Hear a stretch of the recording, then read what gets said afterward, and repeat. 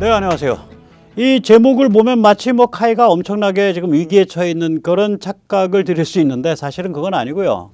잠재적인 위험성에 대해서 위험성이 이제 커지고 있거든요. 살림이 크니까 그걸 말씀드리는 겁니다.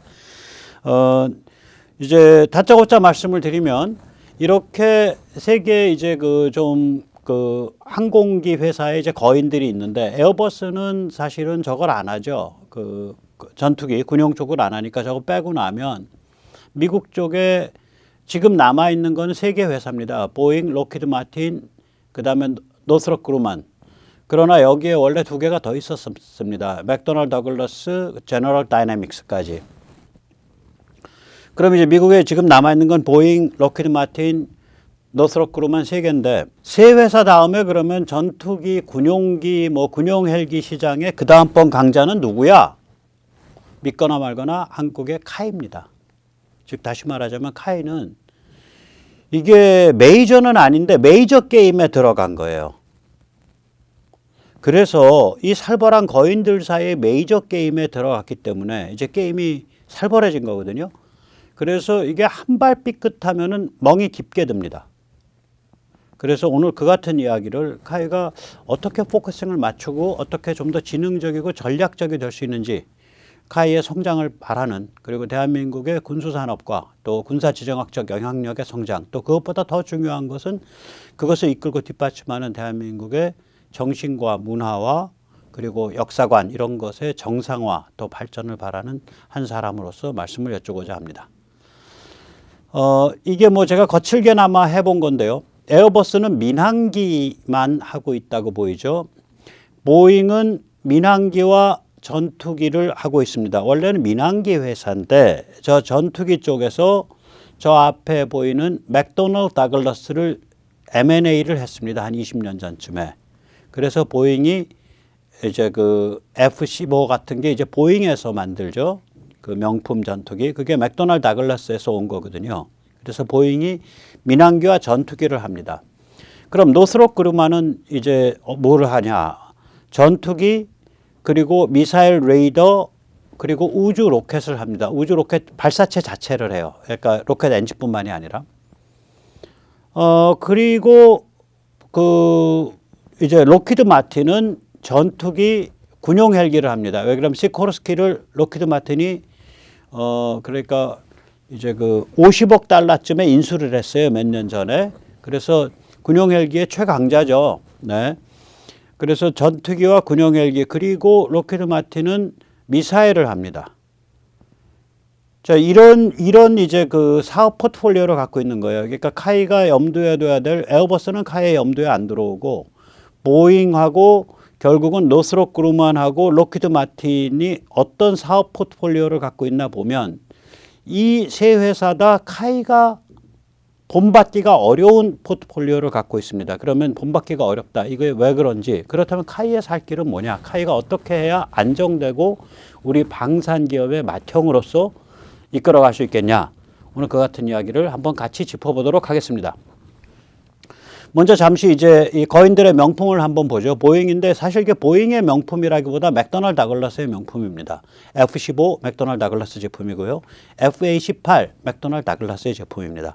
보잉이 저걸 지금 잘 팔고 있죠. 네, 참 잘 팔고 있고, 또 F-15는 이번에 그 굉장히 그 업그레이드 되는 버전으로 해서 F-15의 그 여러 가지 장점을 살려서 업그레이드해서 120대인가 140대를 미 공군에서 더 발주하는, 그리고 실제로 그 금액도 F-35보다 오히려 더 비싼 그런 비행기입니다. 참 명품이죠.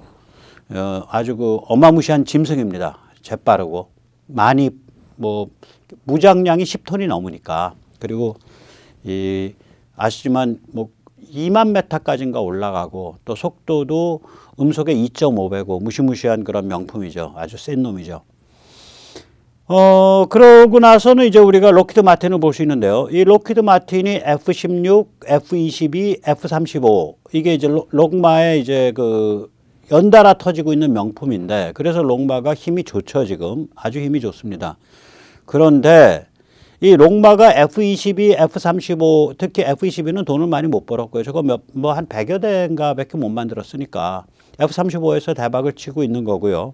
F-16은 록마가 원래 자기 게 아니라 제너럴 다이내믹 겁니다. 제너럴 다이내믹이 명품을 만들었습니다. 우리가 이제 대표적인 게 F-16하고 F-111이죠. 아르바닥인가 뭐 아르드박인가 그런 비행기예요. 저거 살벌한 비행기입니다. 저게 날개가 뒤로 이렇게 접혀요. 날개가 딱 접히면은 말하자면은 삼각형이 돼요. 델타. 그래서 지금 NGAD가 이 삼각 델타형 플라잉 윙, 그러니까 델타형 전익기 같이 되는데 꼬리 날개가 섰다가 누웠다 하는, 그러니까 미국의 차세대 전투기요. 6세대 전투기가 이제 그렇게 디자인되고 있다고 널 보고 있는데 이렇게 이 삼각형으로 이렇게 딱 이렇게 접혀졌을 때 그 모양새가 F-111과 유사하다. 그래서 F-111의 환생이냐 이런 얘기가 있어요.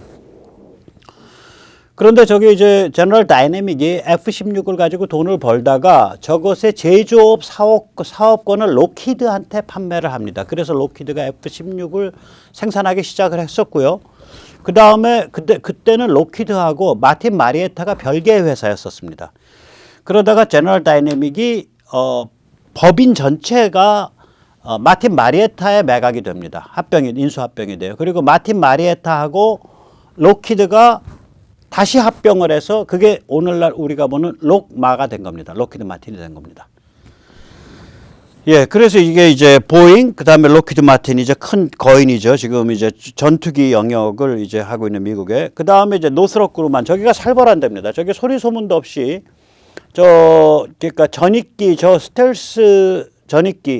스텔스 전익기는 전부 저기 제품이고요. B2가 저기서 나왔고, 그 다음에 다음번에 B21이 이번 12월 2일 날 출고식을 합니다. 자, 이런 거인들 게임이고 보셨다시피 막 서로 인수합병되고 난리가 아니에요. 그리고 보잉은 지금 그 민항기 쪽에서 지금 타격이 심해가지고 전투기 쪽까지 비실비실 할 수 있을 정도까지 이제 그 회사 전체가 타격을 받은 상태죠, 보잉은. 코로나에 의한 그 민항기 수요의 감축에다가 그 보잉 뭐 737인가 뭔가 그 문제 터져가지고 지금 심각했었죠. 두 개를 한꺼번에 두들겨 맞아가지고. 자, 이렇게 이제 카이가 이런 거인들하고 같이 노는 게임에 들어선 거예요. 생각을 해보세요. 헬기 갖추고 있고, 프로펠러 비행기, 그 다음에 초음속 훈련기, 그 다음에 초음속 고등 전술 훈련기, 그 다 T-50들이죠. 그 다음에 그것의 전투기 버전인 경공격기 FA-50, 그 다음에 요번에 이제 KF-21 이제 한 3년 후쯤이면은 3, 4년 후에는 2026년에는 이제 딱 결정이 되는데 앞으로 만 4년 안 남았습니다. 전반기면 다 이제 끝나는 거예요. 그럼 한 3년 반 남았는데 그러면은 4.5세대인데 얘가 곧바로 5세대, 5.5세대까지 갈 수 있는 애거든요. 그거 다 갖추고 있고 이런 풀세트 가진 전투기 만드는 회사 나와봐 하면 없어요. 없어요. 그러니까 카이는 좋던 싫던 저 무시무시한 거인들의 게임에 가장 작은 몸집을 가지고 이제 들어간 게 된 거예요. 굉장히 지능적이고 전략적이지 않으면 이거 골로 가는 수 있다, 장기적으로는. 근데 카이가 제대로 성장을 해서 한국에서 좋은 전투기 헬기 회사가 하나 제대로 자리를 잡으면 얼마나 버젓해요. 그리고 우리가 그걸 뒷받침할 수 있는 정신적, 문화적인 그런 힘까지 갖추게 되면 무기가 가는 곳에 군사지정학적 영향력이 가니까 지금 오늘 보십시오. 어저께 네덜란드에서 오잖아요. 총리가 왔죠. ASML 회장이 왔죠. 그래서 윤석열 대통령, 그 다음에 삼성의 이 회장, SK의 최 회장 이렇게 해서 딱 칩4가 필요가 없는 거야. 칩4가. 이게 진짜 칩4지. 이게 진짜 칩4죠. 말하자면. 그러니까 미국 입장에서는 얼마나 좀 섭섭하기도 하고 든든하기도 하죠. 왜 그러면 거기 이렇게 모인 자리가 어저께 그 한국 서울에서 모인 자리가 미국과 척지지 않고 미국과 손발을 맞춰서 갈 그 네트워크니까 든든하기도 하고 보니까 저렇게 모이면 칩4네. 바이든이 떠드는 칩4는 외교와 미국 정치를 위한 수사, 레토릭에 불과한 거고 진짜 칩4는 어저께 모인 게 칩4예요. 칩2지. 한국과 네덜란드 딱 결합을 하니까 일단 칩4에 진짜 칩 동맹에 어저께 주축들과 기둥이 박힌 날입니다. 이제 한국이 그 정도까지 올라서고 있는데 여기에 참 아주 희한한 전투기 회사 하나 있어가지고 짭짤하게 자기 앞가림 해가면서 아주 그 컨셉 있는 제품들로 첨단의 그런 하늘 날아다니는 물건을 공급해줘. 그럼 우리 군사지정학적인 영향력과 우리 국방력 그리고 중국과 맞겨룰 때의 국방력 이게 얼마나 세지겠냐고. 그래서 저는 카이가 정말 잘 됐으면 좋겠어요. 우리 다 그렇게 생각하실 거야. 그래서 이제 드리는 말씀이요. 이렇게 이제 이 살벌한 거인들 아닙니까? 보잉에다가 무슨 록히드 마틴에다가 노스롭 그루만에다가 그리고 이게 보통 그 회사들도 살벌하지만 그 뒤에 천조국이 있잖아요. 천조국. 방위 예산이 1,000조 원을 쓰는 나라. 그리고 그 뒤에 미국의 하이테크 그 노하우와 과학기술이 받치고 있잖아요. 이런 건데 이거 얘들이 노는 지금 그 싸움판에 한 구석에 가서 쓴 거야. 조그만 카이가. 어떻게 살아날 거냐 그죠? 어떻게 또 저기 뭐 번영할 수 있냐. 이 게임이에요. 이거 지금 살벌한 게임입니다. 이미 다 졸업한 거예요. 유로파이터를 만드는 회사도 졸업했고 카이는 그걸 발치도 못 따라가. 레오나르도 발치도 못 따라와. 그다음에 저는 솔직히 말하면 프랑스 다쏘 발치도 못 따라와요. 카이에 이제 발치 못 따라옵니다. 카이가 훨씬 더 실속 있는 데예요. 프랑스 다쏘요. 그거 발치도 못 따라오는 거예요. 최소한 그 전투기 헬기 뭐 이런 영역에서는. 그러면 다 발치 못 따라오는 거예요. 그럼 딱 카이가 거기 그 3명의 덩치가 있는데 가서 딱 쓴 거예요. 그리고 야 참나 오래 살아야 돼요. 건강하게. 예, 시청자님들도 건강하게 오래오래 사십시오. 카이한테 4가지의 운명적 제약이 있어요. 우선 첫째, 미국의 공포스러운 R&D와 거대 기업의 첨단 기술력이 있죠. 따라서 여기에 정면 충돌하는 건 자살입니다. 거기다가 지금 아까 이제 말씀 언급했던 미국의 6세대 전투기 NGAD, 그 다음에 미국의 요번에 출고식을 하는 B-21 이런 건 이제 그 첨단 괴물이거든. 이게 특 A급 무기들이에요. 이거는 미국만 사용할 거라고요.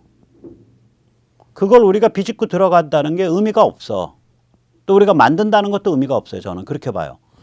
그래서 이 운명적 제약이 1번이 있고 2번의 운명적 제약은 뭐냐면 이거랑 굉장히 밀접한 건데 미국이 초격차 군사유의 전략을 갖고 있단 말이죠. 따라서 미국이 내수용 수출용을 차등화하고 또 수출도 아무나한테 안 해고 수출도 제한을 걸고 이런단 말이에요. 그럼 미국이 수출에 제한을 거는 나라한테 우리가 미국이 원래 수출할까 말까 검토했던 혹은 그 나라가 쓸까 말까 검토하고 있는 물건을 우리가 가서 판다? 이게 정면 충돌하는 거거든요. 근데 이 물건이 페라리라든지 람보르기니라든지 뭐 갤럭시 폰이면 상관이 없는데 이게 군사 지정학에 관계된 거라고요. 터키에 판다? 그럼 터키가 이거 갖추고서 그리스를 팬다? 터키가 이걸 갖추고 이집트를 팬다? 심지어는 터키가 이걸 갖추고 시리아를 팬다? 그것만 해도 큰 문제가 된다고. 그래서 이게 이 세계 군사지정학적 질서에서 오는 그 게임의 범위를 우리가 넘어서면 안 돼요. 이게 2번째 제약이에요. 3번째 제약이 뭐냐면 민항기 사업은 절대 들어가면 안 된다. 지금 오늘도 얘기를 하지만 저 수송기가 대한민국 국방부에서 돈 받아갖고 군수송기 개발한다고 해서 거기서 연습 문제 다 풀고 저 대형 수송기가 민항기랑 같아요. 기질, 그 원리나 이 성격이. 민항기로 가려고 생각했던 거예요. 그게 문재인 안현호 체제의 카이의 앞길이, 카이가 갈 길이라고 생각했던 거예요. 보잉과 에어버스가 피 터지게 싸우는 저 민항기 사업 들어가면 망한다. 그러면 그 소형 민수 제트기라도 좀 팔아야지. 그 엠브라이어가 이미 선점하고 있어. 그러니까 그 시장을 꼭 가려면 엠브라이어 자체를 인수하는 게 나아요. 차라리. 근데 그 의미가 있겠냐 이거지. 우리가 그러라고 국민 혈세로 카이를 밀어주는 게 아니다. 카이는 군수 쪽이다. 이거는. 우리는 그렇게 밀고 있는 거죠. 대한민국 카이가 엠브라이어 같은 소형 민수 제트기 사업의 하나를 제대로 한다라고 그래가지고 우리나라의 군사지정학적 영향력 세지는 거 아니고요. 우리나라가 중국에 대해서 가져가는 자주국방력 세지는 거 아니거든요. 그거 아니다 이거야 그건. 네 번째는 뭐냐면 아까 이제 제가 말씀드렸잖아요. 자, 여기서 보세요. 노스롭 그루만은 여기가 레이더하고 우주 로켓에서 짭짤하게 돈을 벌어요. 또 록히드 마틴은 미사일에서 돈을 벌어요. 그런데 카이는 제가 우주 로켓 저거 가지 말자. 이번에 로켓 엔진 사업 갖다 카이 떨어졌죠. 제안했다가. 전 잘 됐다고 봐요. 앞으로 그 사업 부서 접으세요. 거기 있는 인재들 다 다른 사업 부서로 돌리세요라고 전 권하고 싶어요. 즉 국내의 다른 방산업체 혹은 다른 군수업체들의 레이더나 미사일을 이미 거기서 선점하고 있다고요. 록히드 마틴처럼 미사일 사업으로 카이가 진출할 수 없고요. 노스롭 그루만처럼 레이더 사업으로 카이가 진출할 수가 없어요. 그럼 저 위에 1, 2, 3, 4번의 제약 조건을 딱 받으면 뭐가 되냐? 카이의 사업 영역은 위 제약 조건 안에서 결국 그 대신에 전투기를 만든다, 헬기를 만든다 할 때는 대한민국 국방부가 발주 주면 카이한테 주지 누구한테 줘? 그걸 한화에 줄 거야? 그걸 LIG 넥스원에 줄 거야? 현대 로템한테 줄 거야? 카이밖에 없어요. 대한항공에 줄 거야? 아니요. 전투기 헬기는 카이한테만 줘. 그걸 독점하고 있는 거예요. 아까 저기 보지만 전투기 헬기를 가지고 있는 데가 보잉, 벨, 미국에서 저는 벨사는 그 헬기 전문이라 저기 집어넣지도 않았어요. 보잉, 벨, 그 다음에 로키드 마틴, 노스롭 그루만, 그 다음 록마에 흡수된 시코르스키 이 5개 회사의 전투기 헬기 분야를 독점하고 있는 사업권을 독점하고 있는 주체가 어디냐? 카이예요. 밥그릇 충분하다 이거야 그걸로. 그리고 미래를 위해서 지금 대한항공과 경쟁을 벌여라. 중대형 드론 사업에 참여를 해라. 그래서 보완적 경쟁을 벌여라. 너무 쪽나는 경쟁 말고. 대한항공과 통을 쳐서 기아들이 이 분야 하면은 우리는 요 기종, 기아가 이 기종 하면 우리는 요 기종 이런 식으로. 그걸로만 집중해서 가졌으면 제가 마음이 놓이겠어. 아마 조금이라도 이 문제를 좀 깊게 고민한 사람들은 다 그런 마음을 가지게 될 거라고 봐요. 그런데 카이가 엉뚱한 걸 계속 암시를 하고 있거든요. 그래서 이게 이거 아니다. 예를 들어서 수송기를 예를 들어보자고요. 이게 완전히 포커스 놓치는 소리거든. 이 카이가 뭐라고 거짓말을 쳐왔냐. 문재인 안현호 때. 수송기로 특수 목적기 예를 들면 조기 공중 통제기, 공중 경보 통제기, 그러니까 공중 조기 경보 통제기, 그러니까 Airborne Early Warning and Control, 그러니까 AWACS죠. 수송기로 이거 할 수 있다는 식으로 얘기를 했다고. 특수 목적기들 아닙니다. 지금 세상에 존재하는 AWACS 다 보세요. 민항기를 개조해서 했어. 아니 미국에서 수송기가 없어서 보잉 민항기를 가지고 AWACS를 만들었겠냐고. 아니거든. 그거는 민항기가 비행기가 깔끔하게 가고 좋고 여러 가지 장점이 있기 때문에 수송기가 아니라 민항기를 쓴 거예요. 그건 거짓말이지. 문재인 안현호 체제의 거짓말이야. 자, 카이가 이런 식으로 국민을 호도를 하니까 혼란시킨단 말이지. 그러니까 제가 이거 상당히 즐겨보는 어떤 군사 유튜브 채널인데 제가 이게 안타깝게 생각하는 게 이 양반도 뭐 식견이 작지 않은 사람인데 이런 식으로 써놓는다고. 국산 군용 수송기에서 천령 순항 미사일 대량 발사 가능. 이거 까딱 잘못 읽으면요. 천령 순항 미사일을 미국의 래피드 드래곤처럼 대량 발사하기 위해서는 국산 군용 수송기가 필요하다. 이렇게 읽히는 거예요. 또 실제로 그런 식의 어감을 가지고 이 양반이 얘기를 하고 있어. 근데 전혀 그건 사실과 틀려요. 왜냐? 순항미사일 대량 투하는요. 그게 순항미사일인지 뭐 탱크나 보급품인지 수송기는 몰라. 수송기 입장에선. 그런 걸 이제 트랜스페어런트하다 그래요. 수송기 입장에선 그 카고의 내용이 뭔지 몰라. 그냥 카고일 뿐이야.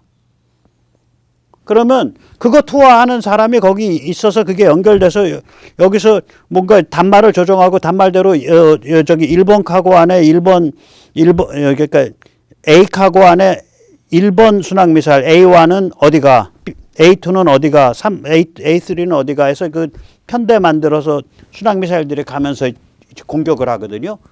그거 다 설정해서 찍어주고 위에서 온 데이터 가지고 확인해서 똑 누르면은 그게 쫙 순항 미사일에 꼽히고.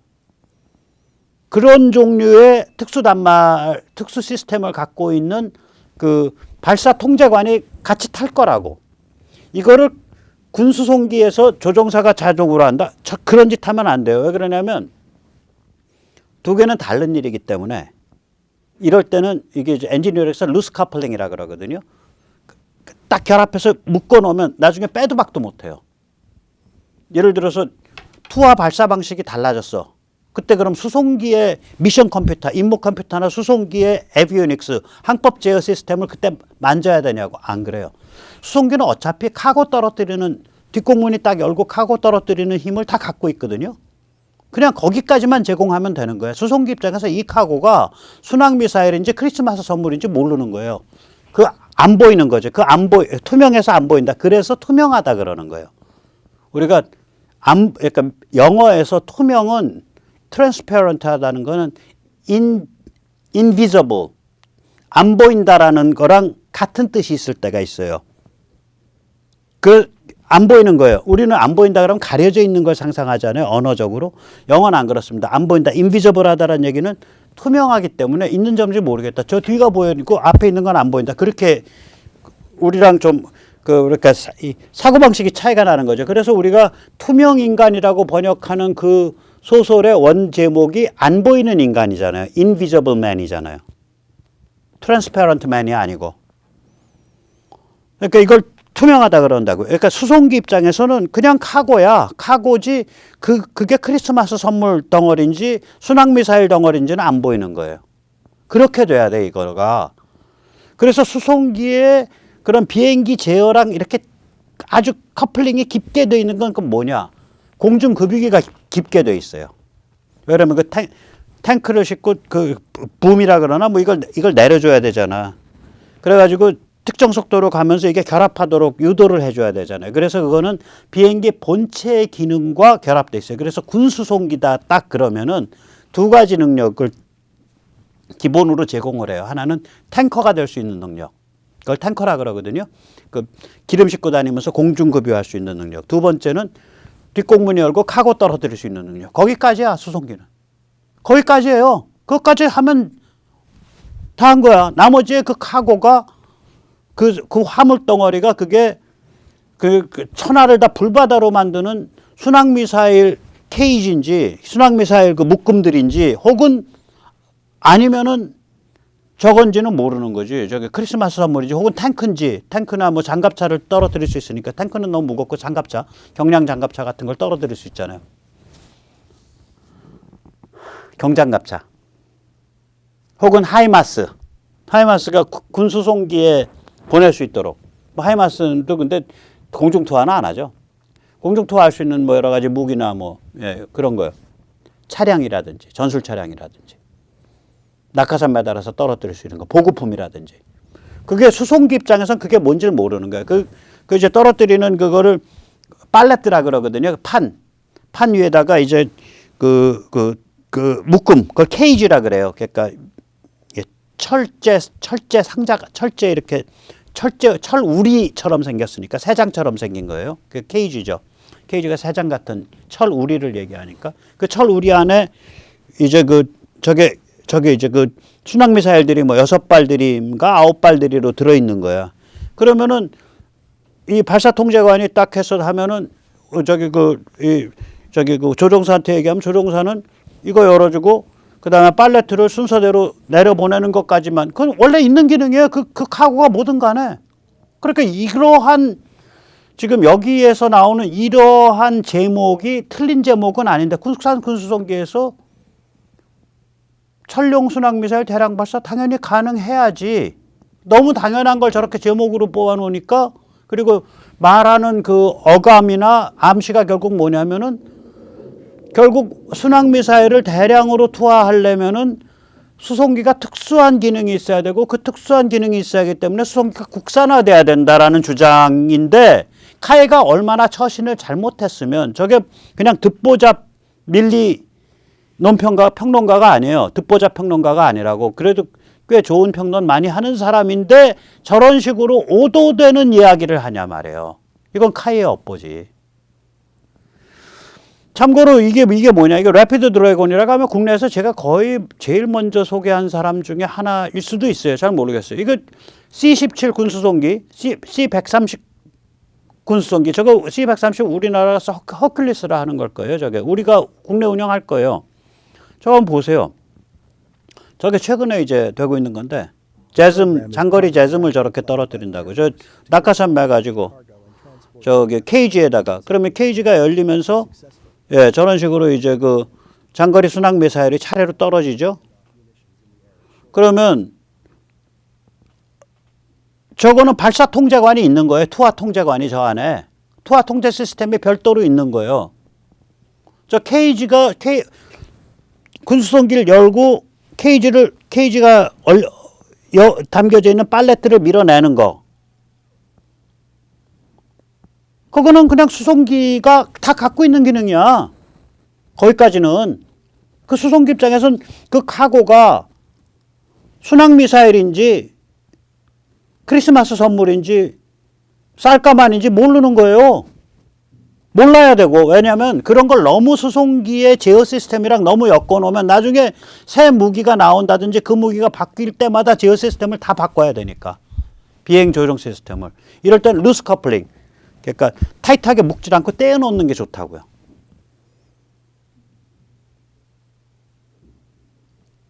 다시 말하자면 저런 식의 그 오도된 관념을 가지도록 카이가 애매모호하고 그릇된 처신을 하고 있는 거예요. 수송기 좀 만지작거려 가지고 그걸 국방부 국민 혈세 빼갖고 그 2조인가 3조인가 얘기하잖아. 아니 K230이 지금 6천억 원이면 사는데 KC390 외국 수송기 괜찮은 거. 카이가 지금 개발한다는 거랑 거의 비슷한 거.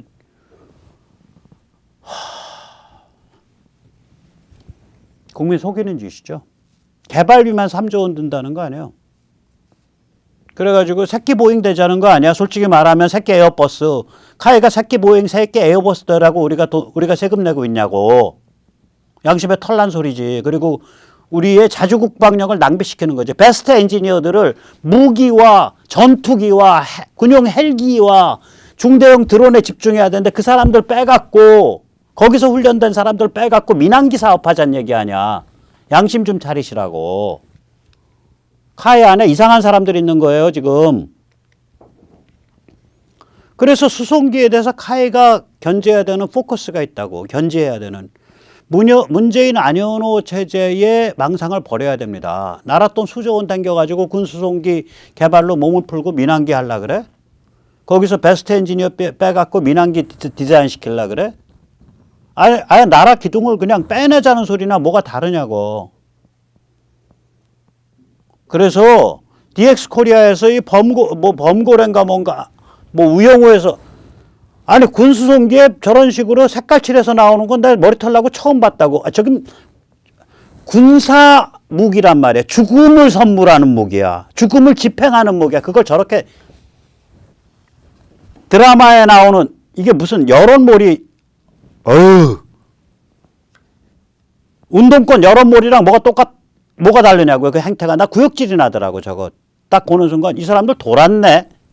그러니까 카이 안에 도른 자들이 있어요. 그 자들 다 쫓아내든지 다 주저앉혀야 돼 제발. 아주 이상한 자들이 있어요 그 안에. 저거요 얼마나 조금 보세요 아까. 예 보세요. 여기서 떨어지는 이 물건들 하나하나가 수백 명, 수십 명, 수천 명을 죽이는 물건이에요. 저거 하나가. 저거를 우아한 우영우 범고로에서 떨어뜨리면 더 멋있어지고 더 근사한 죽음이 되나? 군수송기라는 건요. 대량의 죽음을 날르는 무기입니다. 왜 군수송기에 저런 식의 멋을 안 부리는지 남들이 안 부릴 땐 안 부리는 이유가 있어요. 좀 쌍스러운 짓 좀 하지 말라라고. 좀 그렇게 말하고 싶어. 저 카이 안에 이상한 사람들한테. 그 수천 수백 명의 죽음을 집행하는 그 물건인데 거기다 대고 범고리는 착한 범고래. 구역질이 나는 쌍스러운 짓 아니야? 사악한 짓. 그러면서 국민들을 호도하는 거잖아. 좀 그런 거 안 봤으면 좋겠어. 거기다 함재기도 웃기는 거 아니에요. 중국의 살벌한 A2AD 아닙니까? 제가 잘 보여드리는.